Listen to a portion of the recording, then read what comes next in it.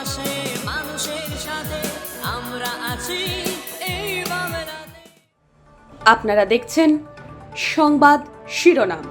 দেখলেন তো অনেক কিছু, এবার দেখুন নতুন কিছু। আন্তর্জাতিক মাদক ও অবৈধ পাচার বিরোধী দিবস উপলক্ষে বুধবার সকালে নদিয়ার কৃষ্ণনগর জেলা পুলিশের নির্দেশে ও নবদ্বীপ থানার ব্যবস্থাপনায় থানা প্রাঙ্গণ থেকে বর্ণাঢ্য শোভাযাত্রার আয়োজন করা হয়। জনসচেতনতামূলক শোভাযাত্রাটি নবদ্বীপ শহরের বিভিন্ন প্রান্ত প্রদক্ষিণ করে। এদিনের শোভাযাত্রায় উপস্থিত ছিলেন নবদ্বীপ থানার ভারপ্রাপ্ত আরক্ষা আধিকারিক জলেশ্বর তিওয়ারি সহ থানার অন্যান্য পুলিশ কর্মী ও সিভিক ভলেন্টিয়ার্সরা। শহরবাসীকে বেআইনিভাবে মাদক দ্রব্য ব্যবহার করা থেকে বিরত থাকার পাশাপাশি অবৈধ পাচার সম্পর্কে সচেতন করে তোলার মধ্য দিয়ে অসামাজিক কার্যকলাপের হ্রাস টানতেই মূলত জেলা পুলিশের এই উদ্যোগ বলে জানা গিয়েছে। এ প্রসঙ্গে নবদ্বীপ থানার ভারপ্রাপ্ত আধিকারিক জানান,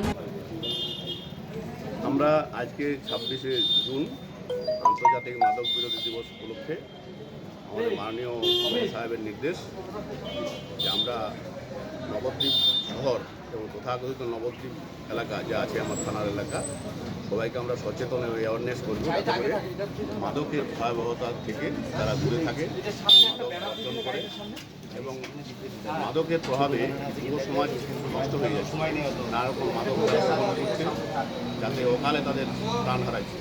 আমরা চাইব তারা মাদক থেকে দূরে থাকবে, মাদকের যে অপব্যবহার, মাদকের যে মানে মারাত্মক ক্ষতিকারক দিক সেগুলোর জন্য আমরা অ্যাওয়ারনেস বাড়াচ্ছি।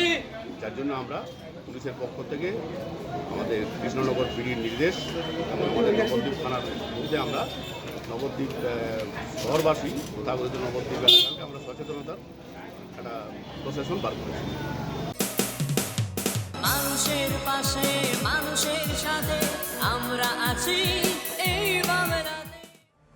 আপনারা দেখছেন সংবাদ শিরোনাম। দেখলেন তো অনেক কিছু, এবার দেখুন নতুন কিছু।